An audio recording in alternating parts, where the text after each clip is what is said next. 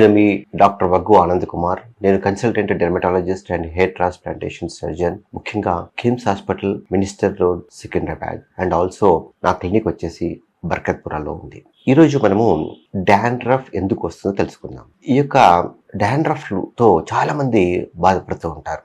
అయితే డాండ్రఫ్ గురించి తెలుసుకోవాలంటే ముందు మీరు ఒక హెయిర్ యొక్క స్ట్రక్చర్ గురించి తెలుసుకోవాలి. అయితే ఈ యొక్క ప్రతి ఒక్క హెయిర్ కి అటాచ్ అయి ఉండి ఒక గ్లాండ్లు ఉంటాయి. ముఖ్యంగా చెప్పాలంటే సెబేషియస్ గ్లాండ్, అపోక్రైన్ గ్లాండ్. అయితే ఈ యొక్క డాండ్రఫ్ వచ్చేసి ముఖ్యంగా ఈ యొక్క సెబేషియస్ గ్లాండ్ యొక్క యాక్టివిటీ వల్ల డాండ్రఫ్ వస్తుంది. ఇక హెయిర్ అన్నప్పుడు ఈ యొక్క హెయిర్ ని తీసుకుని హెయిర్ పక్కన ఒక సెబేషియస్ గ్లాండ్ ఉంటుంది. అయితే యుక్త వయసు వచ్చేసరికి అది మగవారిలో కావచ్చు, స్త్రీలలో కావచ్చు, హార్మోన్లు అనేటువంటివి ఉత్పత్తి అవుతూ ఉంటాయి. Male hormones, female hormones. ఈ యొక్క హార్మోన్స్ ఈ యొక్క సెబేషియస్ గ్లాండ్ పైన కూడా వాటి యొక్క ప్రభావాన్ని చూపిస్తాయి. సో అందుకే యుక్త వయసు వచ్చేసరికి తలలో డాండ్రఫ్ స్టార్ట్ అవ్వడాలు, ముఖం మీద పింపుల్స్ రావడాలు, ఈ రెండు కూడా కారణం ఏంటంటే ఈ యొక్క సెబేషియస్ గ్లాండ్ యొక్క యాక్టివిటీని ఈ యొక్క హార్మోన్లు ఎక్కువ చేయడం చేతనే. సో గ్లాండ్ యొక్క యాక్టివిటీ ఎక్కువైనప్పుడు ఎక్సెసివ్ సీబం ఉత్పత్తి అవుతుంది గ్లాండ్ లో. కనుక ఈ యొక్క ఎక్సెసివ్ సీబం అనేటువంటిది త్రూ హెయిర్ ఫాలికల్ ద్వారా ఈ యొక్క స్కిన్ సర్ఫేస్ పైకి అదే మాదిరిగా త్రూ అవుట్ ది హెయిర్ కూడా వస్తుంది. సో ఈ యొక్క సీబం ఉన్నప్పుడే స్కిన్ అనేటువంటిది లేతగా, మృదువుగా, తేమగా ఉంటుంది. ఈ యొక్క సీబము తక్కువైనా ప్రాబ్లమే, ఎక్కువైనా ప్రాబ్లమే. తక్కువైంది అనుకోండి స్కిన్ డ్రై అయిపోతుంటుంది. ఎక్కువైంది అనుకోండి స్కిన్ యొక్క ఫేస్ ముఖ్యంగా ఐలీగ్ అయిపోయి పింపుల్స్ వస్తూ ఉంటాయి.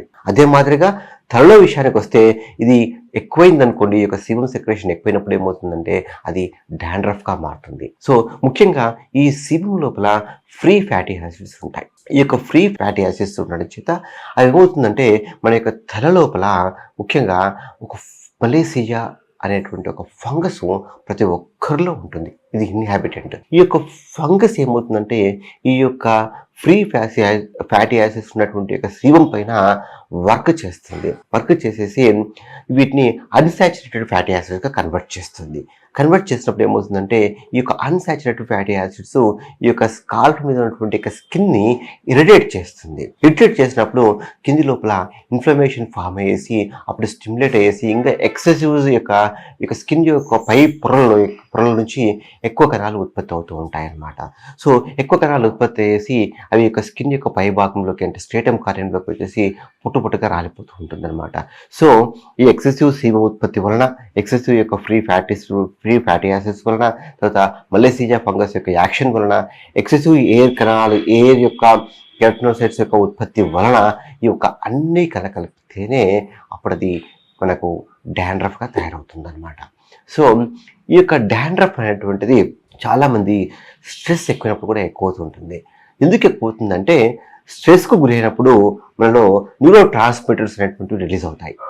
ఈ యొక్క న్యూరో ట్రాన్స్మిటర్స్ వెళ్ళేసి ఈ యొక్క సెబేషియస్ గ్లాండ్ ని స్టిమ్యులేట్ చేస్తుంది. సో స్టిమ్యులేట్ చేయడం చేత సీబం అనేటువంటిది అధికంగా ఉత్పత్తి అయ్యేసి ఎక్సెసివ్ డాండ్రఫ్ వచ్చేటువంటి అవకాశాలు ఉంటాయి. అయితే చాలా మందిలో ఏంటంటే ఈ డాండ్రఫ్ అనేది ఒక పట్టాన కంట్రోల్ కాదు. అలాంటప్పుడు కొందరు ఏంటంటే సొరియాసిస్ కూడా ఉండేటువంటి అవకాశాలు ఉంటాయి. ఈ యొక్క సొరియాసిస్ కూడా పుట్టుగా రాలిపోతూ ఉంటుంది.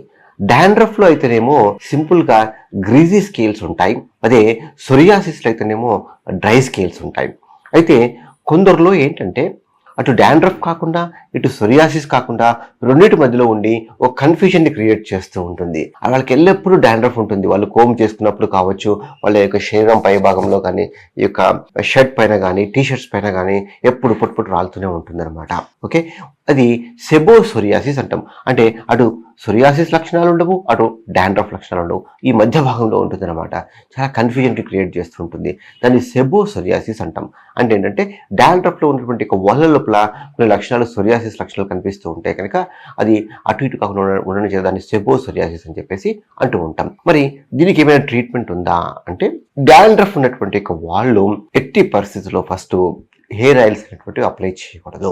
ఆల్రెడీ వాళ్ళకి ఎక్సెసివ్ ఆయిల్ ఉత్పత్తి అవుతుంది కనుక మళ్ళీ ఇక హెయిర్ ఆయిల్ అప్లై చేస్తే ఇంకా ఈ ఆయిల్నెస్ అనేటువంటి స్కాల్ప్ లో ఎక్కువ వేసి డాండ్రఫ్ ఎక్కువగా అవుతుంది.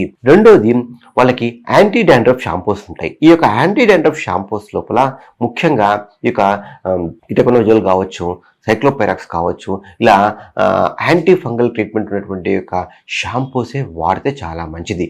Some times zinc oxide, salicylic acid, తర్వాత కోల్ టార్ కలిగినటువంటి యొక్క షాంపూస్ కూడా వాడుతూ ఉంటాం.